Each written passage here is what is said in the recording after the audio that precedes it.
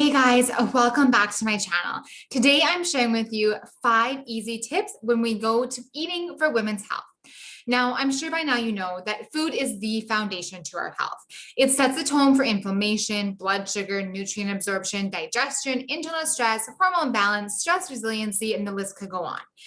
The food we eat has the power to either be medicine and fuel for our body, or it has the power to set the tone for disease.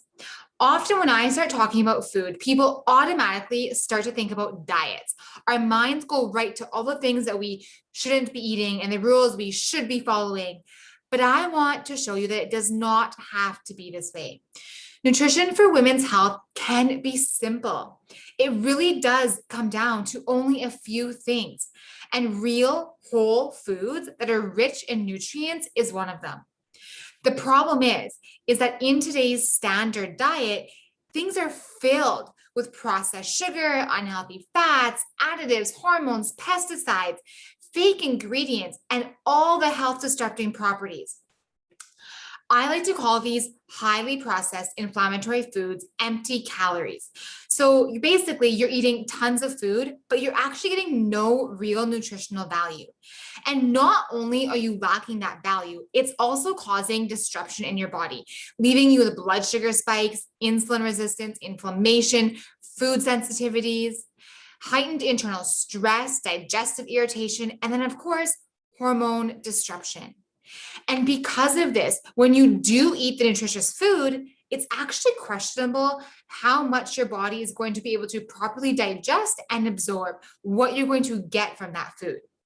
So, this being said, the food we eat can do one of two things for us. It can be a form of medicine, vitamins, minerals, and fuel for the body, or it can be disruptive, irritating, and set the tone for disease and discomfort.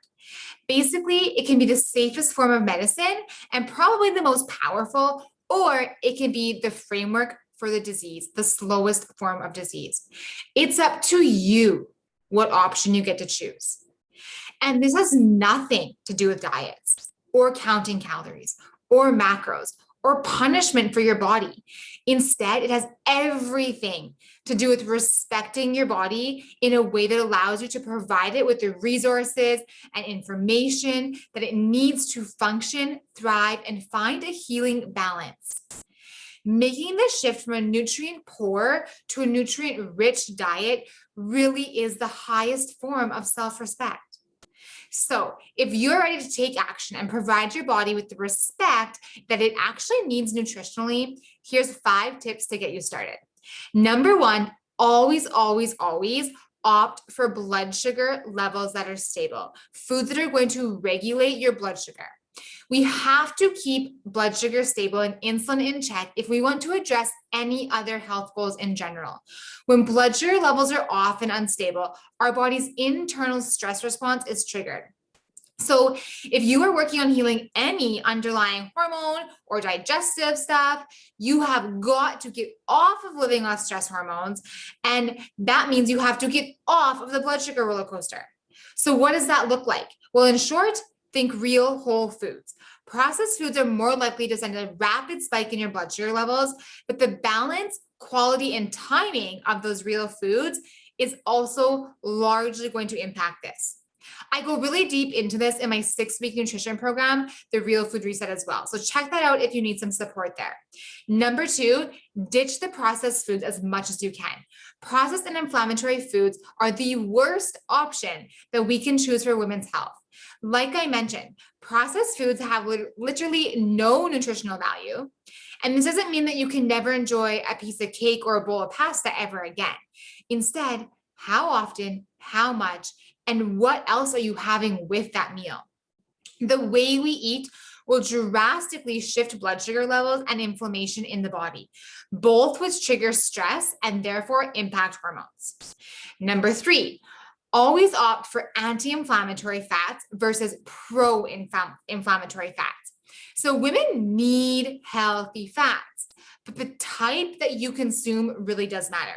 For example, those seed oils like canola oil, vegetable oils, they're highly susceptible to oxidation and they're processed in a way that makes them very damaging to our bodies. So instead, opt for anti-inflammatory cooking oils, anti-inflammatory fats that are rich in hormone-supporting nutrients and anti-inflammatory properties.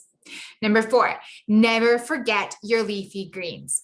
I'm constantly talking about leafy greens to all of my clients, but it's so important for hormone health. They help to stabilize blood sugar levels. They help to improve hormone metabolism and estrogen detox, very important. They help to increase micronutrients. They support healthy digestion. They support intestinal bacteria. They boost the immune system. They help reduce inflammation throughout your body. And they can even help to regulate blood pressure and cholesterol levels. Personally, I'm a huge fan of arugula, kale, spinach for the benefits that they provide. But depending on what support your body needs, you may need to adjust the type of greens that you are prioritizing. And number 5, lastly, I love an emphasis on cruciferous veggies. These are things like broccoli, cauliflower, Brussels sprouts, cabbage, that kind of stuff. These are very supportive, especially in cases of excess estrogen or estrogen dominance, but also for hormone balance and gut health in general.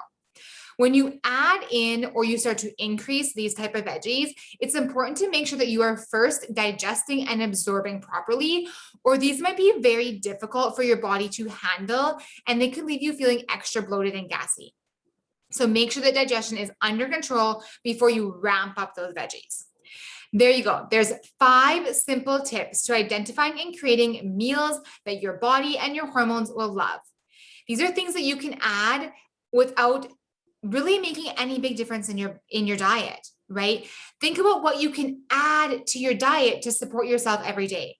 It's not about what you can eliminate or what you can take away or what you can restrict. It's about what can you add to your plate. Restricting, strict dieting, and following strict plans is not the answer. If it was, you would not be here right now, still struggling, still having symptoms, and listening to this video. If you are looking for more support in this area, my Real Food Reset program is the place to start. I teach you the nutrition foundations that you need for balanced hormones and optimal women's health. But I also teach you how to implement these foundations with a positive mindset around food and implement them in the simplest and most realistic ways for your lifestyle, your body, and your family. This program is to help you uncomplicate the confusion that you are feeling around food so you can nourish your body for health, energy, less stress, more balance, and of course, happy hormones.